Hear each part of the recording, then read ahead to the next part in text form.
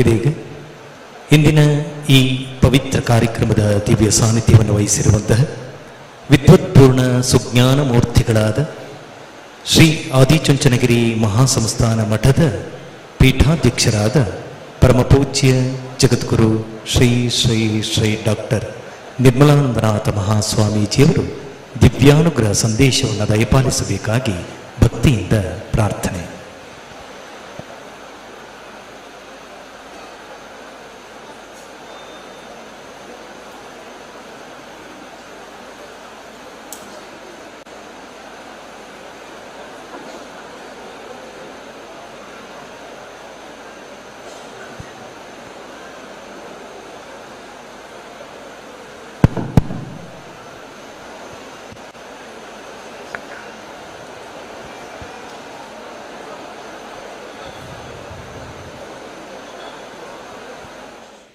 ಹರಿ ಓಂ ತತ್ಸತ್. ಬ್ರಹ್ಮಾನಂದಂ ಪರಮ ಸುಖದಂ ಕೇವಲಂ ಜ್ಞಾನಮೂರ್ತಿಂ ದ್ವಂದ್ವಾತೀತಂ ಗಗನ ಸದೃಶಂ ತತ್ವಮಸ್ಯಾದಿಲಕ್ಷ್ಯಂ ಏಕಂ ನಿತ್ಯಂ ವಿಮಲಂ ಅಚಲಂ ಸರ್ವಧಿ ಸಾಕ್ಷಿಭೂತಂ ಭವಾತೀತಂ ತ್ರಿಗುಣರಹಿತಂ ಸದ್ಗುರುಂ ತಂ ನಮಾಮಿ. ಶ್ರೀ ವಿದ್ಯಾಂ ಜಗತಾಂ ಧಾತ್ರಿಂ ಸರ್ಗಸ್ಥಿತಿ ಲಯೇಶ್ವರಿಂ ನಮಾಮಿ ಲಲಿತಾಂ ನಿತ್ಯಾಂ ಮಹಾ ತ್ರಿಪುರ ಸುಂದರಿಂ.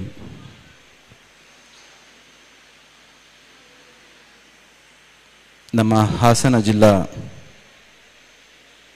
ಅನುದಾನ ರಹಿತ ಖಾಸಗಿ ಶಾಲೆಗಳ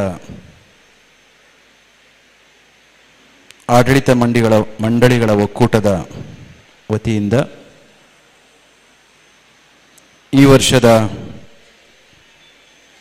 ಶಿಕ್ಷಕರ ದಿನಾಚರಣೆಯ ಪವಿತ್ರ ಕಾರ್ಯಕ್ರಮವನ್ನು ಆಚರಿಸ್ತಾ ಇರ್ತಕ್ಕಂಥ ಈ ಪವಿತ್ರ ಗಳಿಗೆಯಲ್ಲಿ ತಾಯಿ ಶಾರದೆಯನ್ನು ಸ್ಮರಿಸಿ ನಮ್ಮ ನಿಮ್ಮೆಲ್ಲರ ಆರಾಧ್ಯ ದೈವ ಯೋಗಿ ಪದ್ಮಭೂಷಣ ಜಗದ್ಗುರು ಡಾಕ್ಟರ್ ಶ್ರೀ ಬಾಲಗಂಗಾಧರನಾಥ ಮಹಾಸ್ವಾಮೀಜಿಯವರ ದಿವ್ಯ ಚೇತನಕ್ಕೆ ಮನಸ ನಮಿಸಿ, ಯಾರ ಹೆಸರಿನಲ್ಲಿ ನಾವು ಶಿಕ್ಷಕರ ದಿನಾಚರಣೆಯನ್ನು ಆಚರಿಸ್ತಾ ಇದ್ದೇವೋ ಅಂತಹ ಮೇರು ಸದೃಶ ವ್ಯಕ್ತಿ, ಶ್ರೇಷ್ಠ ಶಿಕ್ಷಕನಾಗಿ ನಮ್ಮ ರಾಷ್ಟ್ರದ ಉಪರಾಷ್ಟ್ರಪತಿಯಾಗಿ, ರಾಷ್ಟ್ರಪತಿಗಳಾಗಿ, ತತ್ವಜ್ಞಾನಿಯಾಗಿ, ವಿದೇಶಗಳಲ್ಲಿ ಭಾರತದ ರಾಯಭಾರಿಯಾಗಿ ಸೇವೆಯನ್ನು ಮಾಡಿ ಶಿಕ್ಷಕ ಕುಲಕ್ಕೆ, ರಾಜಕೀಯ ಧರ್ಮಕ್ಕೆ ಅಂತಾರಾಷ್ಟ್ರೀಯ ಮಟ್ಟದ ಒಂದು ಸ್ಥಾನಮಾನವನ್ನು ತಂದುಕೊಟ್ಟಂಥ ಸರ್ವಪಲ್ಲಿ ರಾಧಾಕೃಷ್ಣನ್ರವರನ್ನು ಕೂಡ ಸ್ಮರಿಸ್ತಾ, ಇಂತಹ ಪರಮ ಪವಿತ್ರ ಕಾರ್ಯಕ್ರಮದ ವೇದಿಕೆಯಲ್ಲಿ ಮುಖ್ಯ ಅತಿಥಿಗಳಾಗಿ ಭಾಗವಹಿಸಿ ಕಾರ್ಯಕ್ರಮವನ್ನು ಉದ್ಘಾಟಿಸಿ ಉಪನ್ಯಾಸವನ್ನು ನೀಡಿದಂಥ ಅಂತಾರಾಷ್ಟ್ರೀಯ ಖ್ಯಾತಿಯ ಶಿಕ್ಷಣ ತಜ್ಞರು, ಶ್ರೇಷ್ಠ ವಾಗ್ಮಿಗಳು, ವಿಚಾರವಂತರು, ಸಹೃದಯರು, ಇನ್ನೆಷ್ಟೇ ಅಬ್ಜೆಕ್ಟಿವ್ಸ್ನ ಹೇಳಿದ್ರೂ ಕೂಡ ಕಡಿಮೆ ಆಗಬಹುದಾಗಿರ್ತಕ್ಕಂಥ ಒಂದು ಘನ ವ್ಯಕ್ತಿತ್ವ ನನ್ನ ಪ್ರಕಾರ ಡಾಕ್ಟರ್ ಗುರುರಾಜ್ ಕರ್ಜಿಗಿಯವರ ಉಪಸ್ಥಿತಿ ಇದೆ.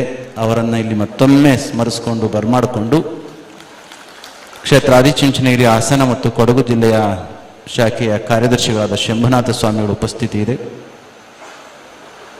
ಯುವ ಶಾಸಕರಾದಂಥ ಸ್ವರೂಪ್ ಪ್ರಕಾಶ್ ಅವರೇ, ಅಧ್ಯಕ್ಷರಾದಂಥ ಪ್ರೀತಿಯ ಶಿವರಾಮೇಗೌಡ್ರೆ, ತಾರಾ ಮೇಡಮ್ ಅವರಿದ್ದಾರೆ, ರಂಗನಾಥ್ ಇದ್ದಾರೆ, ಪುಷ್ಪ ಅವರಿದ್ದಾರೆ, ವೇದಿಕೆಯಲ್ಲಿರ್ತಕ್ಕಂಥ ಎಲ್ಲ ಅಧಿಕಾರಿಗಳಿದ್ದವರೇ,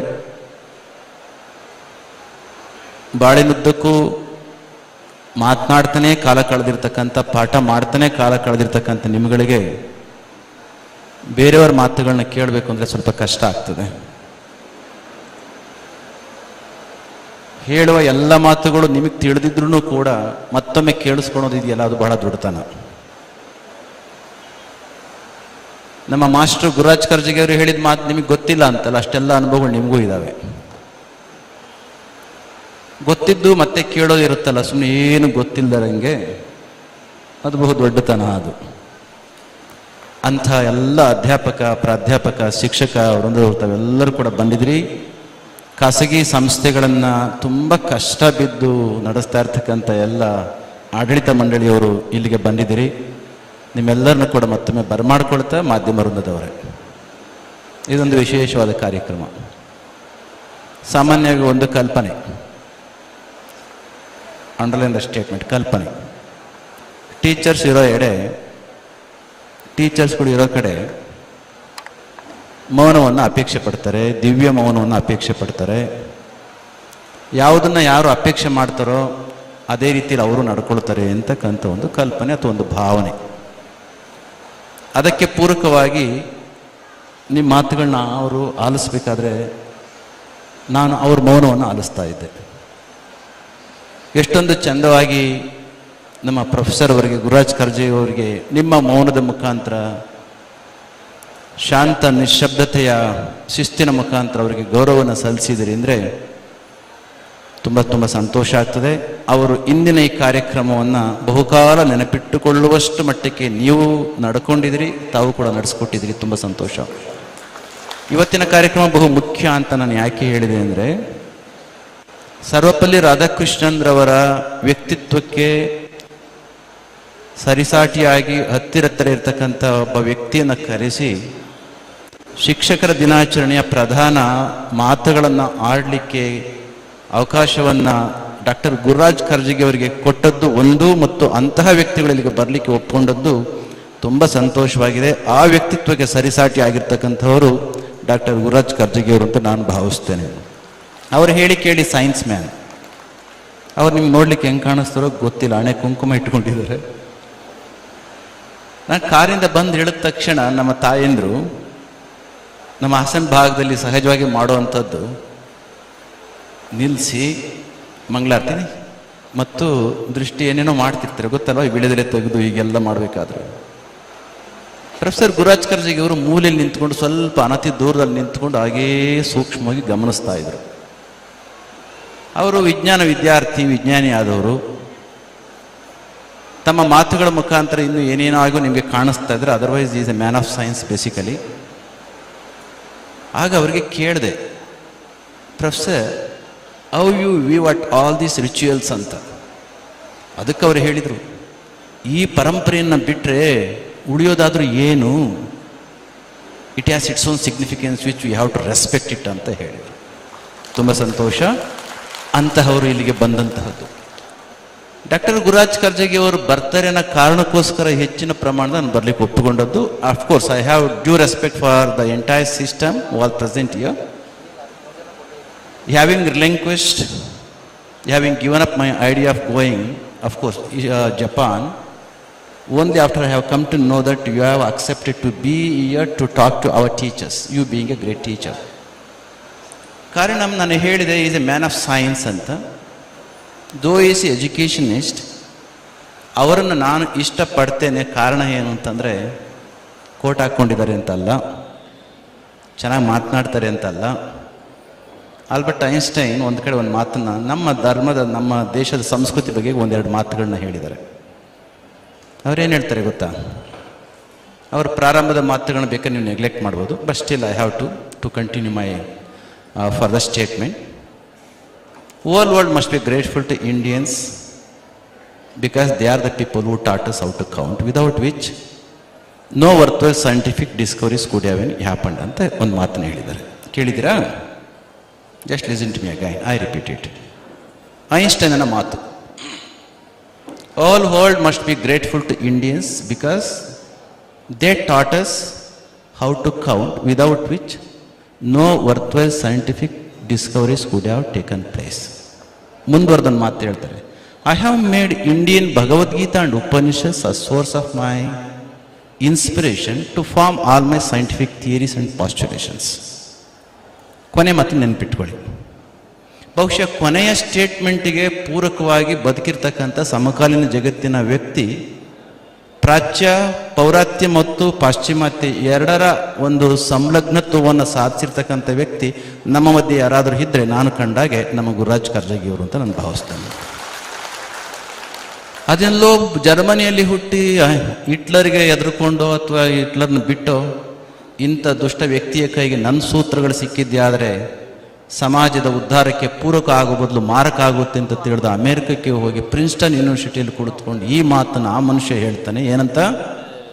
ಭಾರತದ ಭಗವದ್ಗೀತೆ ಮತ್ತು ಉಪನಿಷತ್ತುಗಳು ನಾನು ಕೊಟ್ಟಿರ್ತಕ್ಕಂಥ ಸೂತ್ರಗಳಿಗೆ, ವೈಜ್ಞಾನಿಕ ಚಿಂತನೆಗಳಿಗೆ ಒಂದು ಅಧಿಷ್ಠಾನಭೂತವಾಗಿರ್ತಕ್ಕಂಥ ಶಕ್ತಿಯನ್ನು ಕೊಟ್ಟಿದೆ ಅಂತ ಆ ವ್ಯಕ್ತಿ ಹೇಳ್ತಾ ಇದ್ದಾರೆ. ಅಂದರೆ ನಮ್ಮ ಗುರುರಾಜ್ ಕರ್ಜಗಿಯವರಿಗೆ ಉಪನಿಷತ್ತುಗಳು ಗೊತ್ತು, ಭಗವದ್ಗೀತೆ ಗೊತ್ತು, ಬ್ರಹ್ಮಸೂತ್ರಗಳು ಗೊತ್ತು, ನಮ್ಮ ಎಲ್ಲ ಶರಣರ ವಚನಗಳು ಮತ್ತು ಶರಣ ಸಾಹಿತ್ಯ ಗೊತ್ತು, ಕುರಾನ್ ಚೆನ್ನಾಗಿ ತಿಳ್ಕೊಂಡಿದ್ದಾರೆ, ಬೈಬಲ್ನ ಚೆನ್ನಾಗಿ ಓದ್ಕೊಂಡಿದ್ದಾರೆ, ಗುರು ಗ್ರಂಥ್ ಸಾಹೇಬ್ನ ಹರಿದು ಕುಡಿದು ಒಂದು ಪುಸ್ತಕವನ್ನು ಕೂಡ ಬರೆದಿಟ್ಟಿದ್ದಾರೆ, ಮತ್ತು ಅವರು ವಿಜ್ಞಾನದ ಸಾಹಿತ್ಯವನ್ನು ಬರೀತಾರೆ.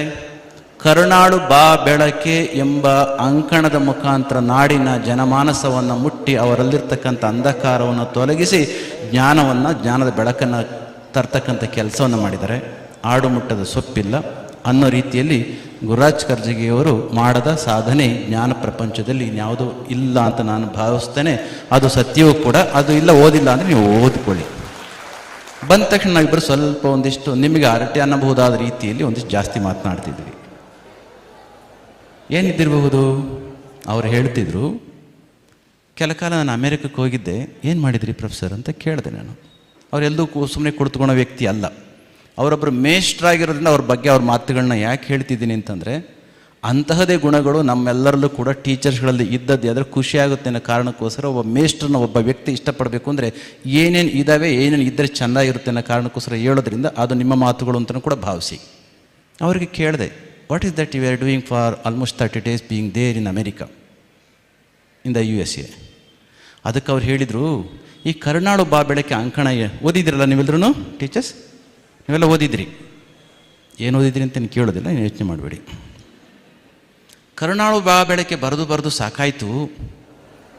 ಆ ಬೇರೆಯವರು ಸ್ವಲ್ಪ ಓದಲಿಕ್ಕೆ ಇನ್ನೊಂದು ಆಯಾಮದಲ್ಲಿ ಇಷ್ಟಪಡ್ತಾರೋ ಏನೋ ಅನ್ನೋ ಕಾರಣಕ್ಕೋಸ್ಕರ ನೋಡೋಣ ಅದನ್ನು ಆಂಗ್ಲ ಭಾಷೆಗೆ ಬರೋದು ಎಷ್ಟು ಚೆನ್ನಾಗಿರುತ್ತೆ ಅಂತ ನಾನು ಇದ್ದಾಗ ಹಲವಾರು ವಾಲ್ಯೂಮ್ಸ್ ಬಂದಿದ್ದಲ್ಲ, ಅದರ ಒಂದು 2 ವಾಲ್ಯೂಮ್ನ ಎತ್ಕೊಂಡು ಇಂಗ್ಲೀಷಿಗೆ ಬರೋದು ಎಷ್ಟು ಚೆನ್ನಾಗಿರುತ್ತೆ ಅಂತ ನಾನು ಯಾರಿಗೋ ಕೊಟ್ಟೆ ಬರೀಲಿಕ್ಕೆ ಅಂತ.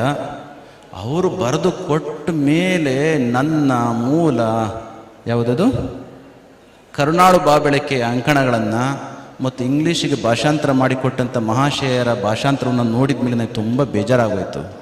ನನ್ನ ಮಗುನ ಸ್ವಲ್ಪ ಸಾಕ್ಕೊಂಡು ನಾನೊಂದು 10 ವರ್ಷ ಬಿಟ್ಟ ಮೇಲೆ ತಂದು ಕೊಡ್ರಪ್ಪ ಅಂತ ಹೇಳಿದರೆ, ಬಂದು ನೋಡಿದ್ರೆ 10 ವರ್ಷ ಆದಮೇಲೆ ಹೆಂಗೆಂಗೋ ಬಡಕಲಾಗಿದ್ರೆ ಎಷ್ಟು ಚೆನ್ನಾಗಿರುತ್ತೆ. ಬೇಜಾರಾಗುತ್ತಲ್ಲ.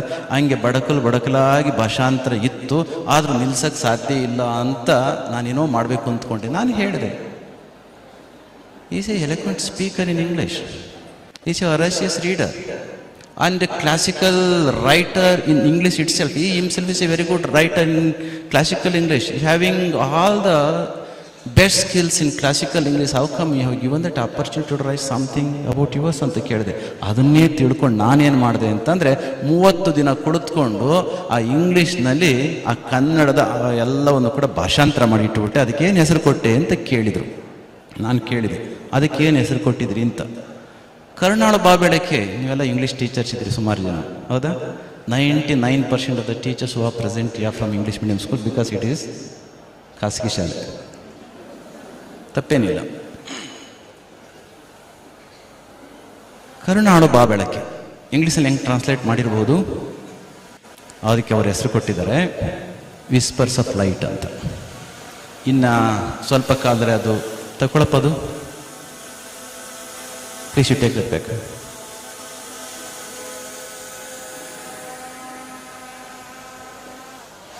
ತಲೆ ಮೇಲೆ ಹೊಡೆದಿಯಪ್ಪ ಅಂದರೆ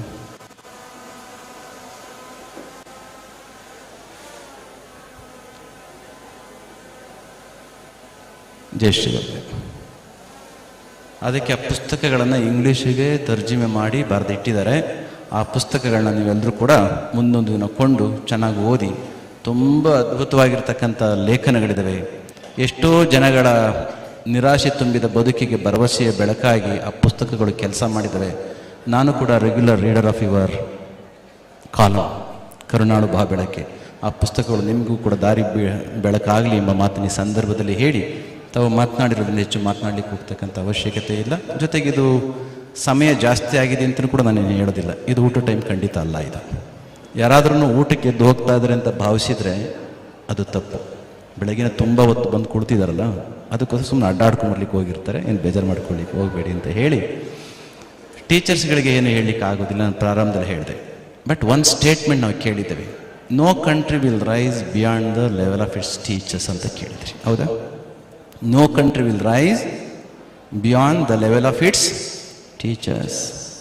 ಯಾವುದಾದ್ರೂ ಒಂದು ದೇಶದ ಪ್ರಗತಿಯನ್ನು, ಅಭಿವೃದ್ಧಿಯನ್ನು, ಎತ್ತರವನ್ನು ತಿಳ್ಕೊಳ್ಬೇಕು ಅಂತಂದರೆ ಆ ದೇಶದ ಕ್ಲಾಸ್ ರೂಮ್ಗಳಲ್ಲಿ ಅಥವಾ ಬೇರೆ ಕಡೆ ಪಾಠ ಮಾಡ್ತಾ ಇರ್ತಕ್ಕಂಥ ಟೀಚರ್ಸ್ಗಳ ಕ್ವಾಲಿಟಿ ಏನಿದೆ, ಅವರ ವ್ಯಕ್ತಿತ್ವ ಹೇಗಿದೆ, ಕ್ಯಾರೆಕ್ಟರ್ ಹೇಗಿದೆ, ಮೊರಾಲಿಟಿ ಹೇಗಿದೆ, ಎಥಿಕ್ಸ್ ಹೇಗಿದೆ, ವ್ಯಾಲ್ಯೂ ಸಿಸ್ಟಮ್ ಹೇಗಿದೆ ಅಂತ ತಿಳ್ಕೊಂಡು ಬಿಟ್ರೆ ಸಾಕಂತೆ ಆ ದೇಶದ ಎತ್ತರವನ್ನು ತಿಳ್ಕೊಳ್ಳಿಕ್ಕೆ ಅವಕಾಶ ಆಗಿ ಹೋಗ್ತದೆ. ಇದೇ ವೇದಿಕೆಯಲ್ಲಿ ಹಲವಾರು ಬಾರಿ ಹೇಳಿದ್ದೀನಿ ತಮಾಷೆಯಾಗಿ. 60ರ ದಶಕಗಳಲ್ಲಿ ನಾವೆಲ್ಲ ಸುಮಾರು ಜನ ಹುಟ್ಟಿದಾಗ ಒಂದು ತಮಾಷೆಗೆ ಒಂದು ಮಾತನ್ನು ಹೇಳೋರು. ಅಮೇರಿಕದಲ್ಲಿ ಆ ತಾಯಂದರು ನಾವು ಬದುಕ್ತಾ ಇದ್ದಂಥ ರೀತಿ ನೀತಿಗಳನ್ನ ನೋಡಿಬಿಟ್ಟು ನಮ್ಮ ದೇಶದ ನಿರ್ಗತಿಕ ಸ್ಥಿತಿಯನ್ನು, ಬಡತನದ ಸ್ಥಿತಿಯನ್ನು ನೋಡಿ ಹೇಳ್ತಿದ್ರಂತೆ, ಮಕ್ಕಳ ಬೇಗ ಬೇಗ ಅನ್ನ ತಿನ್ಕೊಂಡ್ಬಿಡಿ, ಇಲ್ಲ ಅಂದರೆ ದರಿದ್ರ ದೇಶದ ಭಾರತ ದೇಶದ ಮಕ್ಕಳು ಬಂದು ನಿಮ್ಮ ಅನ್ನ ಕಿತ್ಕೊಂಡು ತಿಂದುಬಿಡ್ತವೆ ಅಂತ. ಇದಕ್ಕಿಂತ ದೊಡ್ಡ ಅವಮಾನ ಬೇಕಾ? This is the kind of notion at international level our country was holding. ಏನು ಹೇಳ್ತಿದ್ರು? Eat fast, if not those poverty ridden Indian children are going to snatch away your food, steal away your food ಅಂತ. ಖಾಸಗಿ ಸಂಸ್ಥೆಗಳು ಬಂದವು, ಸರ್ಕಾರವು ಎಚ್ಚೆತ್ತುಕೊಳ್ತು. ಯಾವುದೇ ಒಂದು ದೇಶ ಉದ್ಧಾರ ಆಗಬೇಕು ಅಂದರೆ ವಿದ್ಯೆಯೇ ಮೂಲ ಮಂತ್ರ ಅಂತ ತಿಳ್ಕೊಂಡು ಸಂಸ್ಥೆಗಳನ್ನ ಹುಟ್ಟಾಕಿದರು. 35-40% ಲಿಟ್ರಸಿ ರೇಟ್ ಇದ್ದಂತಹ ದೇಶವನ್ನು ಆ ಕಾಲಘಟ್ಟದಿಂದ ಸುಮಾರು 80%ಗಿಂತ ಪ್ರತಿಶತ ಹೆಚ್ಚಿನ ಮಕ್ಕಳು ವಿದ್ಯೆಯನ್ನು ಕಲಿತಕ್ಕಂಥ ಸಂದರ್ಭ ಬಂದ ಗಳಿಗೆಯಲ್ಲಿ ಈಗ ಇನ್ನೊಂದು ರೀತಿಯಲ್ಲಿ ಅದನ್ನು ಮಾತನ್ನು ಹೇಳೋಕ್ಕೆ ಸಂದರ್ಭ ಬಂತು. ಏನು? ಒಬಾಮನ ಕಾಲದಲ್ಲಿ ಹೇಳ್ತಿದ್ರಂತಲ್ಲ, ಒಬಾಮ ಪ್ರೆಸಿಡೆಂಟ್ ಆಗಿದ್ದಾಗ ಯಾವುದಾದ್ರೂ ವಿದ್ಯಾಸಂಸ್ಥೆಗೆ ಹೋದರೆ please you go and learn those Indian students, particularly Bangaloreans, how they are studying in the schools ಅಂತ ಅವ್ರು ಹೇಳ್ತಿದ್ರಂತೆ. ಆ ಕಾಲಘಟ್ಟದಲ್ಲಿ ಇನ್ನೊಂದು ಮಾತು ಬಂತು. ಅದೇ ಅಮ್ಮಂದರು 60ರ ದಶಕದಲ್ಲಿ ಹೇಳ್ತಾ ಇದ್ದ ಮಾತುಗಳು 2010ರ ಸಂದರ್ಭಕ್ಕೆ ಮಾತುಗಳು ಬದಲಾದವು. ಡಿಯರ್ ಚಿಲ್ಡ್ರನ್, ಯಾರಿಗೆ ಹೇಳ್ತಾ ಇದ್ದದ್ದು? ಅಮೇರಿಕ ತಾಯಿಯಂದರು ಅವ್ರ ಮಕ್ಕಳುಗಳಿಗೆ. ಕಾರಣ ಹೇಳ್ತೇನೆ. ಪ್ರೊಫೆಸರ್, ನೀವು ನೋಡಿದಿರಿ, ಸುಮಾರು ಜನ ನೀವು ಅಮೇರಿಕಕ್ಕೆ ಹೋಗಿದ್ರಿ. ಎಲ್ಲೆಲ್ಲಿ ಭಾರತೀಯ ಮಕ್ಕಳುಗಳು, ಭಾರತೀಯರು ಇರ್ತಕ್ಕಂಥ ಕಾಲೋನಿಗಳಿದ್ದಾವೆ ಅಮೇರಿಕದಲ್ಲಿ, ಅಂತಹ ಕಾಲೋನಿಗಳಲ್ಲಿ ಮೂಲ ಅಮೇರಿಕನ್ನರ ಜಾಗವನ್ನು ಬಿಟ್ಟು ಬೇರೆ ಕಡೆಗೆ ಶಿಫ್ಟ್ ಮಾಡಿಬಿಡ್ತಾ ಇದ್ದಾರಂತೆ. ಕಾರಣ ಏನು ಗೊತ್ತಾ? ಇದರಿಂದ ಅಮೇರಿಕ ತಾಯಂದ್ರೆ ಹೇಳ್ತಿದ್ದಾರಂತೆ, dear children, study properly. If you don't study properly, those intelligent children of India are going to snatch away all your opportunities ಅಂತ ಹೇಳೋ ಮಟ್ಟಕ್ಕೆ ಬಂದಿದ್ದಾರೆ. ಯಾಕೆ? 40-50 ವರ್ಷಗಳಲ್ಲಿ ಆಗಿರ್ತಕ್ಕಂಥ ಬದಲಾವಣೆ ಹಣಕಾಸಿನಿಂದ ಅಲ್ಲ, ವಿದ್ಯೆಯಿಂದ. ಇಂತಹ ವಿದ್ಯಾವಂತ ಸಮಾಜವನ್ನು ಸೃಷ್ಟಿ ಮಾಡಲಿಕ್ಕೆ ಮೂಲ ಕಾರಣೀಭೂತರಾಗಿರ್ತಕ್ಕಂಥವ್ರು ನೀವು ಶಿಕ್ಷಕರುಗಳು. ಅದಕ್ಕೋಸ್ಕರ ನಿಮಗೆ ಧನ್ಯವಾದಗಳನ್ನು, ಅಂತಹ ವ್ಯವಸ್ಥೆಯನ್ನು ತಂದುಕೊಟ್ಟಂತಹ ನಿಮಗೆ ಧನ್ಯವಾದಗಳು. ಅದಕ್ಕೆ ಪ್ರಾರಂಭದಲ್ಲಿ ಹೇಳಿತು, no country will rise beyond the level of its teachers. ಇಂತಹ ಹೊತ್ತಿನಲ್ಲಿ ನಿಮ್ಮನ್ನು ಕರೆದು ಸರ್ವಪಲ್ಲಿ ರಾಧಾಕೃಷ್ಣನ್ರವರ ಹೆಸರಿನಲ್ಲಿ ನಿಮ್ಮ ದಿನಾಚರಣೆಯನ್ನು, ಶಿಕ್ಷಕರ ದಿನಾಚರಣೆಯನ್ನು ಆಚರಿಸ್ತಕ್ಕಂಥ ಈ ಗಳಿಗೆ ಮತ್ತೊಮ್ಮೆ ಸರ್ವಪಲ್ಲಿ ರಾಧಾಕೃಷ್ಣನ್ರವರ ವ್ಯಕ್ತಿತ್ವದಂಥ ಶಿಕ್ಷಕರು ನಾವು ನೀವುಗಳ ಆದದ್ದೇ ಆದರೆ ಆಗ ದೇಶ ಉದ್ಧಾರ ಆಗುತ್ತೆ, ಶಿಕ್ಷಕರ ಆದದ್ದಕ್ಕೆ ಸಾರ್ಥಕ ಆಗುತ್ತೆ. ಒಂದು ವೇಳೆ ನಿಮ್ಮ ಜೊತೆಯಲ್ಲಿ ಇದ್ದವರೋ, ನಿಮ್ಮ ಜೊತೆಯಲ್ಲಿ ಹುಟ್ಟಿದವರೋ ಅಥವಾ ನಿಮ್ಮ ಸ್ನೇಹಿತರೋ ಯಾವುದೋ ಬಿಸ್ನೆಸ್ಸನ್ನು ಅನುಸರಿಸಿ ಕೇವಲ ತಿಂಗಳ ಸಂಬಳಕ್ಕೆ ಅಂಟಿಕೊಂಡಿರ್ತಕ್ಕಂಥ ನಿಮ್ಮಗಳ ಮುಂದೆ ಲಕ್ಷಾಂತರ ಕೋಟ್ಯಾಂತರ ಹಣವನ್ನು ಮಾಡ್ತಾ ಇದ್ದು ಅವರನ್ನು ನೋಡಿ ನೀವು ಅಸೂಯೆ ಪಟ್ಟುಕೊಂಡು ನಿಮ್ಮ ವೃತ್ತಿನ ನೀವು ಹೀಗಳಿತಾ ಇದ್ದದ್ದಾದರೆ ಅಂತಹವರು ಶಿಕ್ಷಕರಾಗಲಿಕ್ಕೆ ಕಷ್ಟ ಆಗ್ತದೆ.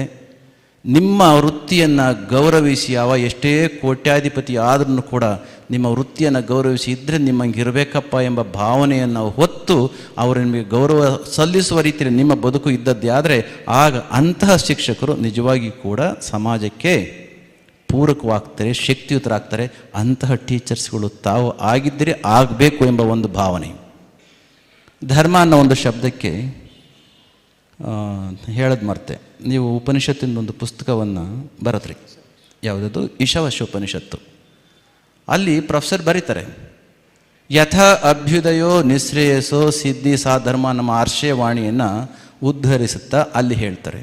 ಧರ್ಮನ ಶಬ್ದಕ್ಕೆ ಬೇರೆ ಬೇರೆ ಏನೇನೋ ಅರ್ಥಗಳಿದ್ದಾವೆ, ಆ ಧರ್ಮ ಈ ಧರ್ಮವೆಲ್ಲವೂ ಕೂಡ. ಆದರೆ ನಿಜವಾಗಿ ಕೂಡ ಕೊಟ್ಟಿರ್ತಕ್ಕಂಥ ಡೆಫಿನೇಷನ್ ಏನು ಅಂತಂದರೆ, ಯಥಾ ಅಭ್ಯುದಯೋ ನಿಶ್ರೇಯಸೋ ಸಿದ್ಧಿ ಸಾ ಧರ್ಮ. ಏನಾಗಂತಂದರೆ, ಯಾವುದು ಈ ಜಗತ್ತಿನ ಕಾಣುವ ಈ ಜಗತ್ತಿನಲ್ಲಿ ನಮಗೆ ಅಭ್ಯುದಯವನ್ನು ಕೂಡ ಕೊಟ್ಟು ಪ್ರಾಪಂಚಿಕತೆಯ ಸಮೃದ್ಧಿಯನ್ನು ತಂದುಕೊಟ್ಟು ಅಂತರಂಗದಲ್ಲಿ ನಮ್ಮ ಸಿರಿವಂತಿಕೆಯನ್ನು, ನಮ್ಮ ಸ್ವರೂಪದ ಅನುಸಂಧಾನವನ್ನು ಎರಡನ್ನೂ ಕೂಡ ಮಾಡಿಕೊಟ್ಟು ಅದರ ಸಂಲಗ್ನತೆಯನ್ನು ತಂದುಕೊಡುತ್ತೋ ಅದು ಧರ್ಮ. ಒಳಗಡೆ ಖಾಲಿಯಾಗಿ ಹೊರಗಡೆ ಸಮೃದ್ಧಿಯನ್ನು ಹೊಂದಿ, ಒಳಗಡೆ ಸಮೃದ್ಧಿಯನ್ನು ಹೊಂದಿ ಹೊರಗಡೆ ಭಿಕ್ಷುಕರಾದದ್ದೇ ಆದರೆ ಅದು ಅನ್ಸ್ಕೊಳೋದಿಲ್ಲ. ಅಂತಹವರು ಸಮಾಜದಲ್ಲಿ ಇರೋದಿಲ್ಲ, ಎಲ್ಲೋ ನೆಪಥ್ಯಕ್ಕೆ ಸರಿದು ಬಿಡ್ತಾರೆ. ಈ ಎರಡನ್ನೂ ಕೂಡ ಮೇಳೈಸ್ತಕ್ಕಂಥ ಶಕ್ತಿ ಇರ್ತಕ್ಕಂಥದ್ದು ನಮ್ಮ ಶಿಕ್ಷಕರಿಗೆ. ಅವರಿಗೆ ಹೊರಗಿನ ಭೌತಿಕ ಸಮೃದ್ಧಿ ಅಷ್ಟೇ ಅಲ್ಲ, ಆಂತರ್ಯದ. ಇವತ್ತು ಅವರನ್ನು ಗೌರವಿಸ್ತೇವೆ, ಖರ್ಜಿಗಿಯವರನ್ನು, ರಾಧಾಕೃಷ್ಣಂದ್ರವ್ರನ್ನ ನೆನೆಸ್ಕೊಳ್ತೇವೆ. ಯಾಕೆ ನೆನಪು ಮಾಡ್ಕೊಳ್ತೇವೆ ಅಂತಂದರೆ, ಇಬ್ಬರು ಫಿಲಾಸಫರ್ಸು. ಸರ್ವಪಲ್ಲಿ ರಾಧಾಕೃಷ್ಣನ್ ಮೈಸೂರಿನಲ್ಲಿದ್ದ ಕಥೆಯನ್ನು ತಾವು ಹೇಳಿದ್ರಿ, ನೀವೆಲ್ಲರೂ ಕೂಡ ಕೇಳಿದಿರಿ. ನಂತರದಲ್ಲಿ ಎಲ್ಲೆಲ್ಲಿಗೆ ಹೋದರೂ ಕೂಡ ಗೊತ್ತು, ಆಂಧ್ರಕ್ಕೆ ಹೋದರು, ಕಲ್ಕಟ್ಟಾಗೆ ಹೋದರು, ಬನಾರಸ್ ಹಿಂದೂ ಯೂನಿವರ್ಸಿಟಿಗೆ ಹೋದರು, ಸ್ವಾತಂತ್ರ್ಯ ಬಂತು. ಮೊದಲನೇ ರಾಯಭಾರಿಯಾಗಿ ವಿಜಯಲಕ್ಷ್ಮಿ ಪಂಡಿತ್ ರಷ್ಯಾಕ್ಕೆ ಹೋದರು. ಸ್ಟಾಲಿನ್ ಇದ್ದ ಕಾಲದಲ್ಲಿದ್ದರು. ಒಂದು ದೇಶದ ಪ್ರಧಾನಿಯ ನೇರ ಸ್ವಂತ ತಂಗಿಯನ್ನು ಕೂಡ ಗೌರವಿಸದ ವ್ಯಕ್ತಿತ್ವವನ್ನು ಇಟ್ಟುಕೊಂಡಿದ್ದಂಥ ಕಟು ಸ್ವಭಾವದ ಸ್ಟಾಲಿನ್. ಇಂತಹ ವ್ಯಕ್ತಿ ಹತ್ರ ನಾನು ಇರ್ಲಿಕ್ಕೆ ಸಾಧ್ಯ ಇಲ್ಲ ಅಂತ ಅಣ್ಣನಿಗೆ ಫೋರ್ಸ್ ಮಾಡಿ ವಾಪಸ್ ಬಂದು ವಾಷಿಂಗ್ಟನ್ಗೆ ಹೋಗಿ ರಾಯಭಾರಿಯಾಗಿ ಹೋದರು ಅಂತ ಕಾಣಿಸುತ್ತೆ. ಇಂತಹ ವ್ಯಕ್ತಿ ಹತ್ರ ಇನ್ಯಾರನ್ನಪ್ಪ ಹಾಕೋದು ಅಂತ ಯೋಚನೆ ಮಾಡಬೇಕಾದ್ರೆ ಕೊನೆಗೆ ನೆಹರು ಅವರಿಗೆ ಕಂಡದ್ದು ಒಬ್ಬ ಬಡ ಮೇಷ್ಟ್ರು. ಯಾಕೆ ಬಡ ಮೇಷ್ಟ್ರು ಅಂತ ಹೇಳ್ತೇವೆ? ಬಡವರು ಅಂತಲ್ಲ, ಪ್ರಾಪಂಚಿಕತೆಯತ್ತ ಸುಳಿಯದ ಮನಸ್ಸು. ಅದು ಪ್ರಾಪಂಚಿಕತೆಯತ್ತ ಸುಳಿಯದ ಮನಸ್ಸು ಬಹು ಶ್ರೀಮಂತವಾದ ಮನಸ್ಸು. ಇಂತಹ ವ್ಯಕ್ತಿನ ತೆಗೆದುಕೊಂಡು ಆಗ್ತಾಗ ನಮ್ಮ ದೇಶದವ್ರು ತುಂಬ ಮಾತನಾಡ್ಕೊಂಡ್ರಂತೆ. ಏನಪ್ಪ ಈ ನೆಹರು ಹೋಗಿ ಹೋಗಿ, ಈ ಸಾಮಾನ್ಯ ಒಬ್ಬ ಫಿಲಾಸಫರ್ ಹೋಗಿ ಹೋಗಿ ಪ್ರಾಪಂಚಿಕ ಜ್ಞಾನ ಇರೋ ಮೇಷ್ಟ್ರು ಅಷ್ಟೇ ಅಲ್ಲ, ತತ್ವಜ್ಞಾನಿ ಬೇರೆ, ಇಂಥ ಮೇಷ್ಟ್ರನ್ನ ತೊಗೊಂಡಾಗ ಹಾಕ್ಬಿಟ್ರಲ್ಲ ಕಟುಕ್ನತ್ರ ಅಂತ ಹೇಳಿದಾಗ, ಇವತ್ತಿಗೂ ಏನಾದ್ರೂ ಅಮೇರಿಕದಂಥ ಆನ್ಸ್ಲಾಟ್ ಆದ ಈ ಸಂದರ್ಭದಲ್ಲಿ ಕೂಡ ರಷ್ಯಾದೊಂದಿಗಿನ ನಮ್ಮ ಸಂಬಂಧ ಇಷ್ಟು ಸದೃಢವಾಗಿ ಬಲವಾಗಿದೆ ಅಂತಂದರೆ ಬಹುಶಃ ಅವತ್ತು ಸರ್ವಪಲ್ಲಿ ರಾಧಾಕೃಷ್ಣನ್ರವರು 2 ವರ್ಷಗಳ ಕಾಲ ಕಠಿಣವಾದಂಥ ಮನುಷ್ಯತ್ವವೇ ಇಲ್ಲ ಅಂತ ಭಾವಿಸಿದ್ದಂಥ ಸ್ಟಾಲಿನ್ ಬದುಕಿದ್ದ ಕಾಲದಲ್ಲಿ 2 ವರ್ಷ ಮೇಷ್ಟ್ರು ಹೋಗಿ ರಾಯಭಾರಿ ಕೆಲಸವನ್ನು ಮಾಡಿ ಬಂದಂತಹದ್ದು. ಒಂದು ಮಾತನ್ನು ಹೇಳ್ತಾರೆ ನೋಡಿ, ನನ್ನ ದೇಶಕ್ಕೆ ನೀನು ಬಂದಿದ್ದೀಯಾ, 6 ತಿಂಗಳು ಕಳೆದಿದ್ದೀಯ, ಯಾಕೆಂದ್ರೆ 6 ತಿಂಗಳು ಕಾಲ ಭೇಟಿ ಮಾಡಿರಲಿಲ್ಲ, 6 ತಿಂಗಳ ಕಾಲ ನೀನು ಓಡಾಡಿದ್ದೀಯ ನಮ್ಮ ದೇಶದಲ್ಲಿ, ಬಡ ದೇಶದಿಂದ ನೀವು ಬಂದಿದ್ದೀರಿ, ನಮ್ಮ ದೇಶದ ಅಭಿವೃದ್ಧಿ ಮಾದರಿಯನ್ನು ನೋಡಿ ಈ ಅಭಿವೃದ್ಧಿ ಮಾದರಿನ ನಿಮ್ಮ ದೇಶಕ್ಕೆ ಏಕೆ ತೆಗೆದುಕೊಂಡು ಹೋಗಬಾರ್ದು ಪ್ರೊಫೆಸರ್ ಅಂತ ಹೇಳಿದರೆ ನಾವೇನು ಹೇಳ್ತಾ ಇದ್ವಿ? ಹೌದು ಸರ್, ನಮ್ಮ ರಾಜಕೀಯ ಸರಿ ಇಲ್ಲ, ನಮ್ಮ ದೇಶದವರು ಸರಿ ಇಲ್ಲ, ಏನೆಲ್ಲ ದೂರುಗಳನ್ನ ಹೇಳಿಬಿಡ್ತಿದ್ದೇನೋ ಗೊತ್ತಿಲ್ಲ. ಸ್ಟಾಲಿನ್ ಕೇಳಿತ್ತೇನೋ? ಒಬ್ಬ ಮೇಷ್ಟ್ರದ ಶಕ್ತಿ ನೋಡಿ, ಅವರ ಭೇಟಿ ಮಾಡಿದ ಸಂದರ್ಭವೇ ಒಂಥರ ವಿಶೇಷವಾಗಿರ್ತಕ್ಕಂಥದ್ದು. ನೀವು ಕೇಳಿದಿರಲ್ವಾ? ಎಂಥ ವಿಶೇಷವಾದ ಸಂದರ್ಭ. 6 ತಿಂಗಳಾದ್ರೂ ಇಬ್ಬರು ಭೇಟಿ ಆಗದಲ್ಲೇ ಹೋದಾಗ ಭೇಟಿಗೆ ಅವಕಾಶ ಕೊಟ್ಟಾಗ 12 ಗಂಟೆ ರಾತ್ರಿ ಟೈಮ್ ಕೊಟ್ರಂತೆ. ಮೊನ್ನೆ ಈ ಮಾತುಗಳನ್ನ ನನಗೆ ಸರ್ವಪಲ್ಲಿ ರಾಧಾಕೃಷ್ಣನ್ರವರ ಮೊಮ್ಮಗ, ನಮ್ಮ ದೇಶದ number 1 scientist who is working there in Tata institute institute of science, Gautam Desharaj ಅಂತ ಅವ್ರ ಮೊಮ್ಮಗ ಬಂದಿದ್ದರು ನಮ್ಮ ಯೂನಿವರ್ಸಿಟಿಗೆ. Is a permanent advisory member of our university. ಅವ್ರು ಬಂದಾಗ ಈ ಮಾತುಗಳನ್ನ ಹೇಳ್ತಾಯಿದ್ರು. 6 ತಿಂಗಳಾದ್ರೂ ಕೂಡ ಭೇಟಿ ಆಗಿರಲಿಲ್ಲ. ಕೊನೆಗೆ ಯಾರೋ ಹೇಳಿದ್ರಂತೆ, ಈಗ ಬಂದಿರತಕ್ಕಂಥ ಭಾರತದ ರಾಯಭಾರಿ ನಮ್ಮ ದೇಶಕ್ಕೆ ಒಬ್ಬ ಮೇಷ್ಟ್ರಾದರೂ ಕೂಡ ವಿಶೇಷವಾಗಿರ್ತಕ್ಕಂಥ ವ್ಯಕ್ತಿ ಅಂತ ಹೋಗಿ ಸ್ಟಾಲಿನ್ಗೆ ಹೇಳಿದ್ರಂತೆ. ಅವ್ರ ತಾತ ಮೊಮ್ಮಗನಿಗೆ ಹೇಳಿದ್ರಂತೆ ಈ ಮಾತನ್ನು. ಆಗ ಕರ್ಕೊಂಡು ಬನ್ನಿ ನೋಡಬೇಕು ಅಂತ ಹೇಳಿದ್ರಂತೆ. ರಾಧಾಕೃಷ್ಣನ್ಗೆ ತುಂಬ ಖುಷಿ ಆಯಿತು. ಅವರು ಹೊರಟ್ರಂತೆ. ಆದರೆ ಕೊಟ್ಟ ಟೈಮ್ ಎಷ್ಟು ಗೊತ್ತಾ? ರಾತ್ರಿ 12 ಗಂಟೆ. ರಾತ್ರಿ 12 ಗಂಟೆ ಬಿಟ್ಟು ಅವ್ರು ಟೈಮ್ ಕೊಟ್ಟು ಅಭ್ಯಾಸ ಇಲ್ಲ ಅಂತ ಅವಾಗಲೇ ಬನ್ನಿ ಅಂತ ಕೇಳಿದರೆ ರಾಧಾಕೃಷ್ಣನ್ ಹೇಳಿದರು, ನಿಮ್ಮ ಅಧ್ಯಕ್ಷನ ಭೇಟಿ ಮಾಡ್ಲಿಕ್ಕೆ ನನಗೆ ಖುಷಿ ಏನಾಗಿದೆ, ನಿಮ್ಮ ಅಧ್ಯಕ್ಷನ ಟೈಮ್ 12 ಗಂಟೆನೇ ಇರ್ಬೋದು ಮಧ್ಯರಾತ್ರಿಯಲ್ಲಿ, ಆದರೆ ನನಗೂ ಕೂಡ 9 ಗಂಟೆ ಮೇಲೆ ಅಭ್ಯಾಸ ಇಲ್ಲ, ಹೊರಗಡೆ ಹೋಗಿ ಅಂತ ಹೇಳಿದರು. ಇದು ಮೇಷ್ಟ್ರು ಮಾತ್ರ ಹೇಳಲಿಕ್ಕೆ ಶಕ್ತಿ ಇದೆ. ಆದರೆ ಇವತ್ತಿನ ಮೇಷ್ಟ್ರುಗಳು ಹಂಗೆ ಹೇಳಕ್ಕೆ ತಾಕತ್ತಿದೆ ನಮಗೆ ಇದೆ. ಯಾವಾಗ? ಅಂತರಂಗದಲ್ಲಿ ಬೆಳಗಬೇಕು, ಅಂತರಂಗದಲ್ಲಿ ಶಕ್ತಿನ ಸಂಪಾದನೆ ಮಾಡಿಕೊಳ್ಬೇಕು. 9 ಗಂಟೆ ಮೇಲೆ ಬರೋಲ್ವಂತೆ ಅಂತ ವಿಚಾರ ಹೇಳಿದಾಗ ಆಯ್ತು ಕರ್ಕೊಂಡು ಬರಪ್ಪ 9 ಗಂಟೆಗೆ ಅಂತ. ಕೊನೆಗೆ 12 ಗಂಟೆಯಿಂದ 9 ಗಂಟೆಗೆ ಇಳಿದು ಬಂದವರು ಯಾರು? ಸ್ಟಾಲಿನ್. ಇಬ್ಬರು ಮಾತಾಡ್ಬೇಕಾದ್ರೆ ಹೇಳ್ತಾರೆ, doctor, you have come from such a poor country. Having seen the development model of my country, why should not you take these models of the development to your country? Radhakrishnan ದೇಶಭಕ್ತ, ಸ್ವಾಭಿಮಾನಿ. ಆಗ ಅವರು ಹೇಳಿದ್ರು ಅನ್ನಲಾದ 1-2 ಮಾತುಗಳು ಏನು ಹೇಳ್ತಾರೆ ಗೊತ್ತಾ? ಅದನ್ನು ಇನ್ನೊಬ್ರಿಗೂ ಹೋಲಿಸ್ತಾರೆ, ಬಟ್ ಈ ಮಾತುಗಳನ್ನ ಅವ್ರು ರಿಪೀಟ್ ಮಾಡ್ತಾರಲ್ಲಿ. Mister, in last 6 months I have seen the whole country. I have all the appreciation for the development and the prosperity which you have brought to your country.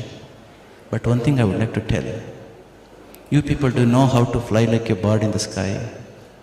You know how to swim like a fish in the ocean. You haven't learned how to live like human being on this planet. ಈ ಮಾತನ್ನು ಹೇಳಲಿಕ್ಕೆ ಅಷ್ಟು ಕಾರಣ ಏನಿದೆ ಗೊತ್ತಾ? Lenin ನಂತರದಲ್ಲಿ ಸ್ಟಾಲಿನ್ ಅಧಿಕಾರಕ್ಕೆ ಬರಲಿಕ್ಕೆ ಕೆಲವು ಲಕ್ಷ ಜನಗಳನ್ನ ಸಾಯಿಸಿದಂತೆ. ಅಲ್ಲಿ ಆಗ್ತಾ ಇದ್ದಂಥ ತುಮಲಗಳನ್ನ ನೋಡಿದ್ರು ಸೂಕ್ಷ್ಮವಾಗಿ. ಕೊನೆಗೆ ಹೇಳ್ತಾರೆ, ಅವತ್ತು ಮಧ್ಯರಾತ್ರಿನಲ್ಲಿ ಕುಳಿತುಕೊಂಡು ನಮ್ಮ ದೇಶದಲ್ಲಿ ಒಬ್ಬ ಚಕ್ರವರ್ತಿ ಇದ್ದ, ಅವನ ಹೆಸರು ಅಶೋಕ ಅಂತ. ಯುದ್ಧ ಮಾಡಲಿಕ್ಕೆ ಹೊರಟ, ಯುದ್ಧದಲ್ಲಿ ಗೆದ್ದ. ಸಾಮಾನ್ಯ ಯುದ್ಧ ಗೆಲ್ಲದೆ ಸೋತ ಮೇಲೆ ವೈರಾಗ್ಯ ಬರಬಹುದು, ಆದರೆ ಯುದ್ಧವನ್ನು ಗೆದ್ದ ಮೇಲೆ ಎಲ್ಲಾದರೂ ವೈರಾಗ್ಯ ಬಂದಿರೋದು ನೋಡಿದ್ದೀರಾ? ನಮ್ಮ ದೇಶದಲ್ಲಂತ ಒಬ್ಬ ಚಕ್ರವರ್ತಿ ಇದ್ದ, ಅಶೋಕ ದಿ ಗ್ರೇಟ್. ಯುದ್ಧ ಗೆದ್ದ ಮೇಲೆ ಜನಗಳಿಗೋಸ್ಕರ ಎಲ್ಲವನ್ನು ಕೂಡ ತ್ಯಾಗ ಮಾಡಿ ಆ ಒಂದು ತ್ಯಾಗದ ಪಾಠವನ್ನು ಹೇಳಿಕೊಟ್ಟಂಥ ನನ್ನ ದೇಶ ಭಾರತ ಅಂತ ಅವರು ಹೇಳಿದ್ರಂತೆ. ಅವರಿಬ್ಬರ ಮಧ್ಯೆ ಸಂಬಂಧ ಎಷ್ಟು ಚೆನ್ನಾಗಾಯಿತು ಅಂತಂದರೆ 2 ವರ್ಷದ ನಂತರದಲ್ಲಿ ವಾಪಸ್ ಬರಬೇಕಾದ್ರೆ, ಬಹುಶಃ ನೀವು ಕೂಡ ಬರೆದಿದ್ದೀರಿ ಅಂಕಣದಲ್ಲಿ. ಓಕೆ, ವಾಪಸ್ ಬರಬೇಕಾದ್ರೆ 2 ವರ್ಷದ ಟೈಮನ್ನು ಮುಗಿಸ್ಕೊಂಡು ಸ್ಟಾಲಿನ ಮಾತನಾಡಿಸ್ಕೊಂಡು ಬರಲಿಕ್ಕೆ ಹೋಗ್ತಾರೆ. ಅವರಿಗೆ ಆರೋಗ್ಯ ಕೆಟ್ಟಿರ್ತದೆ, ಬೆಡ್ಡಲ್ಲಿ ಮಲಗಿರ್ತಾರೆ. ಹೋಗಿ ಕೆನ್ನೆಯನ್ನು ಮುಟ್ಟಿ ಮಾತನಾಡಬೇಕಾದ್ರೆ ಈ ಮಾತನ್ನು ಅವ್ರ ಮೊಮ್ಮಗ ಮೊನ್ನೆ ನೆನಪು ಮಾಡಿದರು, ನಾನು ಓದಿರಲಿಲ್ಲ ಇದು. ಅವರು ಹೇಳ್ತಾರೆ, ಆ ಕಟುಕ ಸ್ಟಾಲಿನ್ ಕಣ್ಣಲ್ಲಿ ನೀರು ಬರ್ತಿತ್ತಂತೆ. ಕೈ ಹಿಡ್ಕೊಂಡು ಹೇಳಿದ್ರಂತೆ, ಅವ್ರು ಕೆನ್ನೆ ಮುಟ್ಟಿದಾಗ ಅವ್ರು ಕೈ ಹಿಡ್ಕೊಂಡು ಹೇಳಿದ್ರಂತೆ, ಡಾಕ್ಟರ್, ಅವ್ರಿಗೆ ಡಾಕ್ಟರ್ ಅಂತ ಮೆನ್ಷನ್ ಮಾಡ್ತಿದ್ರು, doctor, you are the only, all world has seen me as monster, all world has treated me as a monster, but you are the only person on this planet who treated me as a human being ಅಂತ ಹೇಳಿದ್ರಂತ. ಕೈ ಇಟ್ಕೊಂಡು ಅಷ್ಟು ಹೇಳಿ ಮುಂದುವರಿಸಿ ಹೇಳ್ತಾರೆ, you are living my country. I don't know how long I am going to leave, but the person like you leave for long ಅಂತ ಅವ್ರಿಗೆ ಹೇಳಿ ಸಮಾಧಾನ ಮಾಡಿ ವಾಪಸ್ ಕಳಿಸ್ಕೊಟ್ರೆ. 6 ತಿಂಗಳಿಗೆ ಸ್ಟಾಲಿನ್ ದೇಹ ಬಿಟ್ಟರು ಅಂತ ಒಂದು ಮಾತು. ಯಾಕೆ ಈ ಮಾತನ್ನು ಇಲ್ಲಿ ಹೇಳಿದೆ? ಅವರು ಟೀಚರ್ ಅನ್ನೋ ಕಾರಣಕ್ಕೋಸ್ಕರ ನೀವಿದ್ದೀರಿ, ಟೀಚರ್ ಅನ್ನೋ ಕಾರಣಕ್ಕೋಸ್ಕರ ಇವತ್ತಿನ ಕಾರ್ಯಕ್ರಮ ನಡೀತಾ ಇದೆ. ಅದಕ್ಕೋಸ್ಕರ ಒಂದು ವೇದಿಕೆ ನಿರ್ಮಾಣ ಆಗಿದೆ. ದೇಶದಾದ್ಯಂತ ಸೆಪ್ಟೆಂಬರ್ 5 ನಮ್ಮ ದಿನಾಚರಣೆನ, ನಮ್ಮ ಬರ್ಡೇಗೆ ವಿಶ್ ಮಾಡಲಿಲ್ಲ ಅಂತಂದ್ರೆ ಎಷ್ಟು ಜನದ ಮೇಲೆ ಮುನ್ಸ್ಕೊಂಡಿದ್ದೀವಿ ನಾವು? ಎಷ್ಟು ಜನದ ಮೇಲೆ ಕೋಪ ಮಾಡ್ಕೊಂಡಿದ್ದೇವೆ? ಎಲ್ಲ ಒಂದು ಡೈವರ್ಸ್ ಆಯ್ತಂತೆ ಮೊನ್ನೆ ಬಂದು ಹೇಳ್ತಾ ಇದ್ರು. ಯಾಕೆಂದರೆ ಗಂಡ ಎಲ್ರಿಗೂ ಬರ್ಡೇ ವಿಶ್ ಮಾಡ್ತಿದ್ದಂತೆ, ಹೆಂಡತಿಗೆ ಹೇಳಲಿಲ್ಲ ಅಂತ ಡೈವರ್ಸು. ನಮ್ಮ ಬರ್ಡೇಗಳ ಬಗ್ಗೆ ಇಷ್ಟು ತಲೆ ಕೆಡಿಸ್ಕೊಳ್ತಕ್ಕಂಥ ನಾವು, ಆ ಮನುಷ್ಯ ನನ್ನ ಹೆಸರಲ್ಲಿ ಬರ್ಡೇ ಆಗೋದು ಬೇಡ ಅಂತ ಹೇಳಿ, ಯಾವ ದೇಶಕ್ಕೆ ಯಾರು ಇದ್ದದ್ದೇ ಆದರೆ ದೇಶ ಉದ್ಧಾರ ಆಗುತ್ತೋ ಅಂಥ ಶಿಕ್ಷಕರ ಹೆಸರಿನಲ್ಲಿ ಈ ದಿನಾಚರಣೆ ಆಗಲಿ ಅಂತೇಳಿ ತನ್ನ ಬರ್ಡೇನ ನಿಮ್ಮ ಹೆಸರಿನಲ್ಲಿ ಮಾಡಿ ಹೋದ್ರಲ್ಲ, ಅಂತಹ ವ್ಯಕ್ತಿ ಕೆಲವು ಮೌಲ್ಯಗಳನ್ನ ನಾವು ಇಟ್ಕೊಂಡು ಎಷ್ಟು ಚೆನ್ನಾಗಿರುತ್ತೆ. ಅದಕ್ಕಾಗಿ ಆ ಮಹಾತ್ಮನಿಗೆ ನಾವು ಧನ್ಯವಾದಗಳನ್ನ ಇಲ್ಲಿ ಹೇಳ್ತಾ, ಸಮಯ ಆಗೋದಕ್ಕೂ ಪೂರ್ವದಲ್ಲಿ 2 ಮಾತುಗಳು. ಮುಂದೊಂದು ದಿನ ನಮ್ಮ ವಿದ್ಯಾರ್ಥಿಗಳು ಅವರ ಜೀವನ ಚರಿತ್ರೆಯನ್ನು ಬರೀಲಿಕ್ಕೆ ಹೊರಟ್ರೆ, ಕೇಳಿಸುತ್ತಲ್ಲ, ನಮ್ಮ ಮಕ್ಕಳು ನಮ್ಮ ಹತ್ರ ಕಲ್ತವರು ಅವ್ರ ಜೀವನ ಚರಿತ್ರೆಯನ್ನು ಬರೀಲಿಕ್ಕೆ ಹೊರಟಾಗ ಅವ್ರಿಗೆ ಪಾಠ ಮಾಡಿದಂಥ ನಾವುಗಳು ಅವ್ರ ಜೀವನ ಚರಿತ್ರೆಯಲ್ಲಿ ಯಾವ ಪ್ಲೇಸನ್ನು ಪಡ್ಕೊಳ್ಬಹುದು. ಇವತ್ತಿಗೂ ನೋಡಿ, ಚಿಕ್ಕ ಹುಡುಗ ಥಾಮಸ್ ಆಲ್ವಾ ಎಡಿಸನ್ ಪಾಠ ಕಲಿಲಿಕ್ಕೆ ಅಂತ ಸ್ಕೂಲ್ಗೆ ಹೋದರೆ ಪಾಪ ಯಾರೋ ಮೇಷ್ಟ್ರು ಯಾವುದೋ ಕಾರಣಕ್ಕೆ ಇವನು ಸ್ಲೋ ಲರ್ನರ್ ಅನ್ನೋ ಕಾರಣಕ್ಕೂ ನಾವೆಲ್ಲ ಚೀಟಿ ತುಂಬ ನೀವು ಚೆನ್ನಾಗಿ ಎಕ್ಸ್ಪ್ಲೈನ್ ಮಾಡ್ತೀರಿ. ಈ ಹುಡುಗ ನಮ್ಮ ಶಾಲೆಯಲ್ಲಿ ಇರಲಿಕ್ಕೆ ಅನ್ಫಿಟ್ ಅಂತ ಕಳಿಸಿದ್ರು. ಇವತ್ತಿಗೂ ಕೂಡ ಅನ್ಫಿಟ್ ಅಂತ ಏಳಿಸ್ಕೊಂಡಂಥ ಟೀಚರ್ನ ಇವತ್ತಿಗೂ ಬೈತಾನೇ ಇದ್ವಿ, ಇನ್ನೂ ಬೈತಾನೆ ಹೋಗ್ತಾರೆ.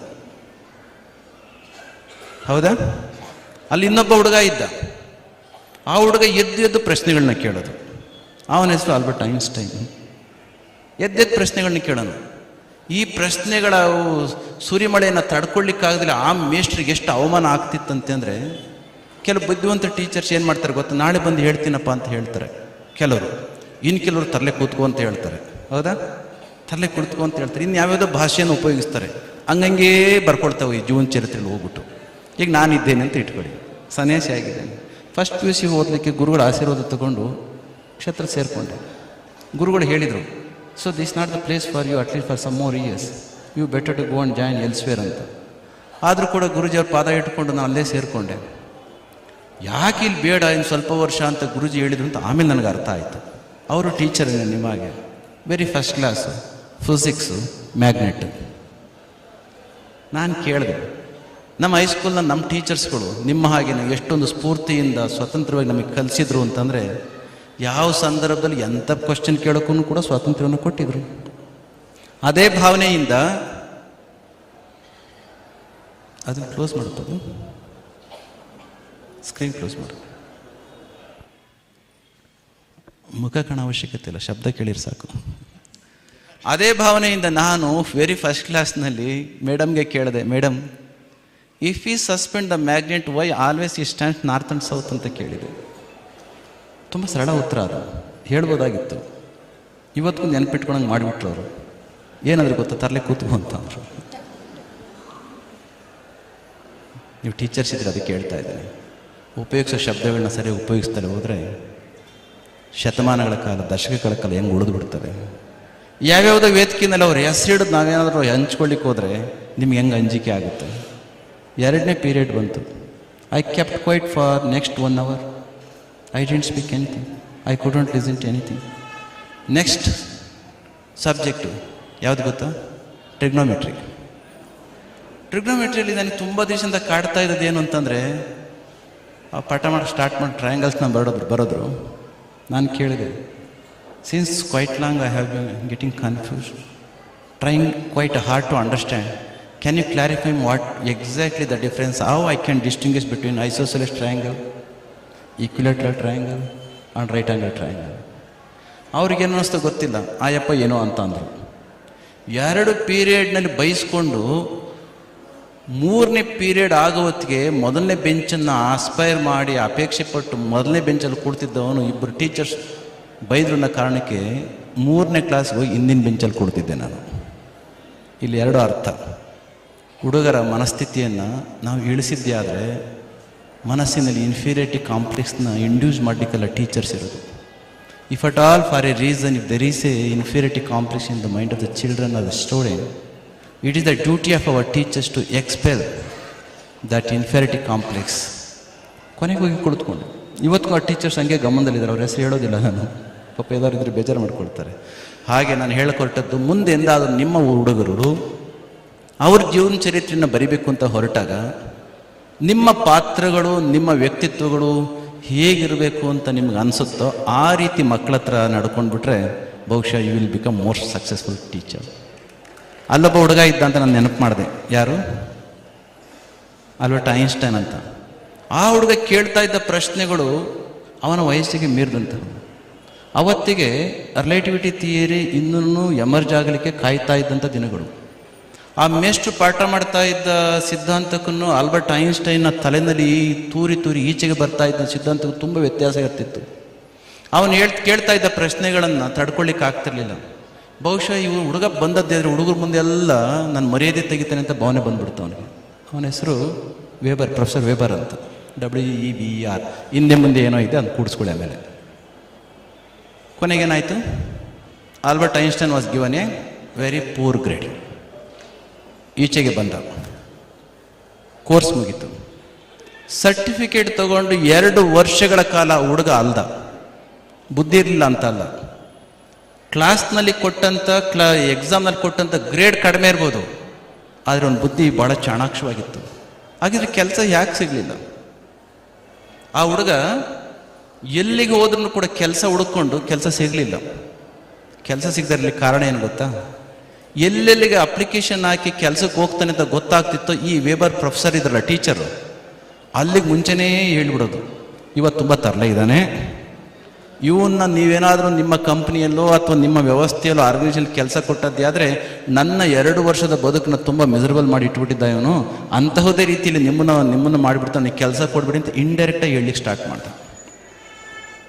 ಅವರಪ್ಪ, ಐನ್ಸ್ಟೈನ್ ಅಪ್ಪ ಪ್ರೊಫೆಸರ್ ಓಸ್ಟೋಲ್ಡ್ ಹತ್ರ ಹೋಗಿ ಹೇಳ್ತಾರೆ, ನಾನು ಇಂತಹ ಒಬ್ಬ ಹುಡುಗನ ಅಪ್ಪ ಇದ್ದೇನೆ, ನನ್ನ ಮಗ ಎಷ್ಟು ಪ್ರತಿಭಾವಂತ ಅಂತ ನನಗೆ ಗೊತ್ತಿದೆ, ಯಾವುದೋ ಕಾರಣಕ್ಕೋಸ್ಕರ ನಿಮ್ಮಲ್ಲಿರ್ತಕ್ಕಂಥ ಒಬ್ಬ ಪ್ರೊಫೆಸರ್, ಒಬ್ಬ ಟೀಚರ್ ಅವನಿಗೆ ಕೆಲಸ ಸಿಗಂಗೆ ನೋಡ್ಕೊಳ್ತಿದ್ದಾರೆ, ದಯವಿಟ್ಟು ನಾನು ನಿಮ್ಮ ಹತ್ರ ಬಂದಿದ್ದೇನೆ ಅಂತ ಯಾವ ಕಾರಣಕ್ಕೂ ನನ್ನ ಮಗನಿಗೆ ಹೇಳಬೇಡಿ, ಅವನಿಗೊಂದು ಕೆಲಸ ಕೊಡಿ, ತುಂಬ ಡಿಪ್ರೆಸ್ ಆಗಿ ಮನೇಲಿ ಕುಳಿತುಬಿಟ್ಟಿದ್ದಾನೆ ಅಂತ ಹೋಗಿ ಕೇಳ್ಕೊಂಡ್ರು. ಅವರು ಕೂಡ ಕೆಲಸ ಕೊಡಿಸ್ಲಿಲ್ಲ. ಅದದ್ದೇನು ಗೊತ್ತಾ, ಮುಂದೊಂದು ದಿನ ಒಂದು ಪೇಪರ್ ಪ್ರೆಸೆಂಟ್ ಮಾಡ್ತಾನೆ ಆಲ್ಬರ್ಟ್ ಐನ್ಸ್ಟೈನ್. ಅದು ಪ್ರೊಫೆಸರ್ ಓಸ್ಟೋಲ್ಡ್ ಹತ್ರ ತೊಗೊಂಡೋಗಿ ಕೊಡ್ತಾನೆ. ಅದನ್ನು ಕೊಟ್ಟು ಇದ್ರ ಆಧಾರದ ಮೇಲೆ ಆದರೂ ಒಂದಿಷ್ಟು ಕೆಲಸ ಕೊಡ್ತೀರ ಅಂತ ಹೇಳಿದಾಗ ಆ ಕ್ಷಣಕ್ಕೆ ಅವ್ರೇನು ಮನಸ್ಸು ಮಾಡಲಿಲ್ಲ, ಅಂತ ನಿರಾಕರಣೆನೂ ಮಾಡಲಿಲ್ಲ, ಕೊಡ್ತೀನಿ ಅಂತಲೂ ಹೇಳಲಿಲ್ಲ. 10-15 ವರ್ಷಗಳ ಒಳಗಡೆನೇ ಆಲ್ಬರ್ಟ್ ಐನ್ಸ್ಟೈನ್ ಯಾವ ಮಟ್ಟಕ್ಕೆ ಬೆಳೆದ ಅಂತಂದರೆ, ಬಹುಶಃ 1910 ಸುಮಾರಿಗೆ professor Ostwald was the first person who proposed is name for the Nobel award. ಹುಡುಗರಲ್ಲಿರ್ತಕ್ಕಂಥ ಪ್ರತಿಭೆಯನ್ನು ಅವರು ಮಾತಾಡೋದಕ್ಕೂ ಮುಂಚೆನೇ ಗುರುತಿಸೋ ಶಕ್ತಿ ಯಾರಿಗೆ ಬರ್ತದೋ they will be the best teachers. Teacher ಹೇಳೋದಕ್ಕೂ ಮುಂಚೆನೇ ನೀವು ಯಾವ ಹುಡುಗ ಅರ್ಥ ಮಾಡ್ಕೊಳ್ತಾನೋ ಅವನು ಕೂಡ ಬೆಸ್ಟ್ ಸ್ಟೂಡೆಂಟೇನೆ. ಈ ದೃಷ್ಟಿಯಿಂದ ಇವತ್ತು ಶ್ರೇಷ್ಠ ಶಿಕ್ಷಕರುಗಳು ನೀವೆಲ್ಲರೂ ಕೂಡ ಬಂದಿದ್ದೀರಿ. ಶ್ರೇಷ್ಠ ಶಿಕ್ಷಕರಾದದ್ದೇ ಆದರೆ ಶ್ರೇಷ್ಠ ಮಕ್ಕಳು ಕೂಡ ಉತ್ಪತ್ತಿ ಆಗ್ತಾರೆ. ಅಂತಹ ಸಾಲಿನಲ್ಲಿರ್ತಕ್ಕಂಥ ನಿಮ್ಮಗಳನ್ನು ಶಿಕ್ಷಕರ ದಿನಾಚರಣೆಯ ಹೆಸರಿನಲ್ಲಿ ಇವತ್ತಿಲ್ಲಿ ಕರೆತಂದು ರಾಧಾಕೃಷ್ಣನ್ರವರ ಕೆಲವು ವಿಚಾರಗಳನ್ನು, ನಿಮ್ಮ ಬದುಕಿನ ಪಯಣದ ಹಲವಾರು ವ್ಯಕ್ತಿತ್ವಗಳ ವಿಚಾರಗಳನ್ನು ಹಂಚಿಕೊಳ್ಳಿಕ್ಕೆ ಅವಕಾಶವನ್ನು ಮಾಡಿಕೊಟ್ಟಿದ್ರಿ. ಶ್ರೇಷ್ಠ ಟೀಚರ್ಸ್ ಶ್ರೇಷ್ಠ ವಿದ್ಯಾರ್ಥಿಗಳನ್ನು ರೂಪಿಸ್ತಾರೆ, ಗುರುತಿಸ್ತಾರೆ, ಅವ್ರನ್ನ ಪ್ರೋತ್ಸಾಹಿಸ್ತಾರೆ, ರಾಷ್ಟ್ರದ ಸಮಾಜದ ಶಕ್ತಿಯನ್ನಾಗಿ ಮಾಡ್ತಾರೆ. ಪ್ರೊಫೆಸರ್ ವೆಂಕಣ್ಣಯ್ಯನವರು, ನಿಮಗೆ ಗೊತ್ತಲ್ಲ, TS ವೆಂಕಣ್ಣಯ್ಯನವರು, ಅವರ ಶಿಷ್ಯ, ಶ್ರೇಷ್ಠ ಶಿಷ್ಯ ಯಾರು? ಕುವೆಂಪು ಅವರು. ತಮ್ಮ ಬದುಕಿನ ರಾಮಾಯಣ ಮಹಾದರ್ಶನ ಭವ್ಯ ಮಹಾನ್ ಗ್ರಂಥವನ್ನು ಅವ್ರಿಗೇ ಅರ್ಪಿಸಿದರು. ಮುಂದೊಂದು ದಿನ ಎಲ್ಲೋ ಒಂದು ಪ್ರವಚನವನ್ನು ಮಾಡಿದರು ಅವರು, ಯಾವುದೋ ಶಾಲೆಗೋ ಎಲ್ಲೋ ಹೋದಾಗ, ಆತ್ಮಶ್ರೀಗಾಗಿ ನಿರಂಕುಶಮತಿಗಳಾಗಿ ಅಂತ. ಎಷ್ಟೊಂದು ಅಲ್ಲೋಲ ಕಲ್ಲೋಲ ಸೃಷ್ಟಿ ಮಾಡಿಬಿಡ್ತು ಸಮಾಜದಲ್ಲಿ ಅಂತಂದರೆ, ಕೊನೆಗೆ ಎಲ್ಲ ಗಲಾಟೆ ಮಾಡಿ ಅವ್ರನ್ನ ಶಿಸ್ತು ಕ್ರಮ ತಗೊಳ್ಬೇಕು ಅಂತ ಇದು ಮಾಡಿ ಒಂದು ಕಮಿಟಿ ಮಾಡ್ತಾರೆ TS ವೆಂಕಣ್ಣಯ್ಯನವ್ರ ನೇತೃತ್ವದಲ್ಲಿ. ಕೊನೆಗೆ ಅವ್ರು ರಿಪೋರ್ಟ್ ಕೊಟ್ರಂತೆ. ಏನಂತ ಕೊಟ್ಟರು? ಒಂದು ವೇಳೆ ನನ್ನ ಮಗನಿಗೆ ಬುದ್ಧಿಯನ್ನು ಹೇಳುವ ಅವಕಾಶ ನನಗೇನೋ ಬಂತದ್ದೇ ಆದರೆ ಕುವೆಂಪು ಅವರ ಸಾಹಿತ್ಯವನ್ನು, ಈ ಲೇಖನವನ್ನು ಓದಿ ನಿನ್ನ ಬದುಕಿಗೆ ಬೆಳಕನ್ನು ತಂದುಕೊಡೋ, ಇದಕ್ಕಿಂತ ಹೆಚ್ಚು ನಾನೇನು ಹೇಳಲಿಕ್ಕೆ ಆಗೋದಿಲ್ಲ ಅಂತ ಹೇಳ್ತೇನೆ ಅಂತ ಒಬ್ಬ ಟೀಚರ್ ತನ್ನ ಶಿಷ್ಯನ ಬಗ್ಗೆ ಮಾತನಾಡ್ತಾರೆ. ಇಂತಹ ಗುರು ಇರಬೇಕು, ಅಂತಹ ಶಿಷ್ಯರು ಬೇಕಾಗ್ತಾರೆ. ಅಂತಹ ಟೀಚರ್ಸ್ಗಳು ನೀವಾಗಿ ಎಂಬ ಮಾತನ್ನು ಈ ಸಂದರ್ಭದಲ್ಲಿ ಹೇಳಿ, ಸರ್ವಪಲ್ಲಿ ರಾಧಾಕೃಷ್ಣನ್ರವರು ಬೆಳೆದ ರೀತಿ, ಬದುಕಿದ ರೀತಿ, ಅವರು ಸಮಾಜಕ್ಕೆ ಮತ್ತು ದೇಶಕ್ಕೆ ಕೀರ್ತಿನ ತಂದುಕೊಟ್ಟ ರೀತಿ ನಮಗೆ ಆದರ್ಶವಾಗಲಿ ಅಂತ ಹೇಳಿ, ನಮ್ಮ ಶಿಕ್ಷಕರ ಅನುದಾನರಹಿತ ಖಾಸಗಿ ಶಾಲೆಗಳು ಮಾಡ್ತಾ ಇರ್ತಕ್ಕಂಥ ಕೆಲಸ ಅನನ್ಯವಾಗಿರ್ತಕ್ಕಂಥದ್ದು. ನೀವು ಹೇಳಿದ್ರಿ, ಖಂಡಿತ ನಿಮ್ಮ ಪರವಾಗಿ ನಾವು ನಿಲ್ತೇವೆ ಅಂತ. ನಮ್ಮ ದೇಶದಲ್ಲಿ ಅಥವಾ ನಮ್ಮ ಸಮಾಜದಲ್ಲಿ ವ್ಯಕ್ತಿತ್ವಗಳನ್ನ ಕಟ್ಟಿಕೊಡ್ತಕ್ಕಂಥ ದೊಡ್ಡ ದೊಡ್ಡ ಕಟ್ಟಡಗಳು ಯಾಕೆ ಬೇಕು ಅಂತ ಪ್ರಶ್ನೆ ಮಾಡ್ತೇವೆ. ವ್ಯಕ್ತಿತ್ವಗಳನ್ನು ಕಟ್ಟಿಕೊಡ್ಲಿಕ್ಕೆ ಹೊರಟಂತಹ ಸಂದರ್ಭದ ವ್ಯವಸ್ಥೆಗಳನ್ನ ಕ್ವಶನ್ ಮಾಡ್ತೇವೆ. ಆದರೆ ವ್ಯಕ್ತಿತ್ವಗಳನ್ನ ಹಾಳು ಮಾಡ್ತಕ್ಕಂಥದ್ದು ಎಷ್ಟೋ ದೊಡ್ಡ ದೊಡ್ಡ ಕಟ್ಟಡಗಳು ಅಲ್ಲಿ ಚೆಲ್ತಾ ಇರ್ತಕ್ಕಂಥ ಹಣವನ್ನು ಯಾರೂ ಕೂಡ ಖರ್ಚು ಮಾಡೋದಿಲ್ಲ. ತಿಂಗಳಿಗೆ ಎಷ್ಟು ವಸೂಲಿ ಆಯಿತು ಅಬಕಾರಿ ಇಲಾಖೆಯಲ್ಲಿ ಅಂತ ನಾವು ಕೇಳ್ತೇವೆ, ಹೌದಾ? ಇಷ್ಟು ಕಲೆಕ್ಷನ್ ಆಗಲೇಬೇಕು ಅಂತ ಕಂಡೀಷನ್ ಇದೆಯಂತೆ, ಗೊತ್ತಾ ಪ್ರೊಫೆಸರ್? ಯಾವುದರಲ್ಲಿ? ಜನಗಳನ್ನ ಕೂಡಿಸೋದ್ರಲ್ಲಿ. ಹಾಗಾಗಿ ಜನಗಳನ್ನು ಕೂಡಿಸಿ ಅವರ ಆರೋಗ್ಯವನ್ನು, ಸ್ವಾಸ್ಥ್ಯವನ್ನು, ಮನಸ್ಸನ್ನು ಹಾಳು ಮಾಡ್ತಕ್ಕಂಥ ವ್ಯವಸ್ಥೆ ಬಗ್ಗೆ ನಾವು ತಲೆ ಕೆಡಿಸ್ಕೊಳೋದಿಲ್ಲ. ಆದರೆ ಮಕ್ಕಳಿಗೆ ಒಂದಿಷ್ಟು ಆರೋಗ್ಯವನ್ನು ಕೊಟ್ಟು, ವಿದ್ಯೆಯನ್ನು ಕೊಟ್ಟು, ಯೋಗ್ಯ ವ್ಯಕ್ತಿಗಳನ್ನಾಗಿ ಮಾಡ್ತಕ್ಕಂಥ ಈ ವ್ಯವಸ್ಥೆಗಳ ಬಗೆಗೆ ನಿಮ್ಮ ಕಾಳಜಿಗಳು ಇರಲಿ, ಇದೆ ಅಂತಕ್ಕಂಥ ಒಂದು ಭಾವನೆಯನ್ನು ವ್ಯಕ್ತ ಮಾಡಿದ್ರಿ. ಈ ಭಾವನೆ ಹಾಗೆ ಮುಂದುವರೆದು B supportive of the system ಅಂತ ಹೇಳಿ ಇಷ್ಟೊಂದು ಶಿಸ್ತಿನಿಂದ ಸ್ವಚ್ಛಂದವಾಗಿ ಕುಳಿತುಕೊಂಡು ಕಾರ್ಯಕ್ರಮ ತುಂಬ ಚೆನ್ನಾಗಿ ನಡೆಸ್ಕೊಟ್ಟಂಥ ನಿಮ್ಮೆಲ್ಲರಿಗೂ ಕೂಡ ಕಾಲಭೈರವೇಶ್ವರ ಸ್ವಾಮಿ ಪೂರ್ಣ ಆಶೀರ್ವಾದ ಇರಲಿ ಅಂತ ಹೇಳಿ ನನ್ನ ಮಾತು ಮುಗಿಸ್ತೇನೆ. ಜೈ ಶ್ರೀ ಗುರು.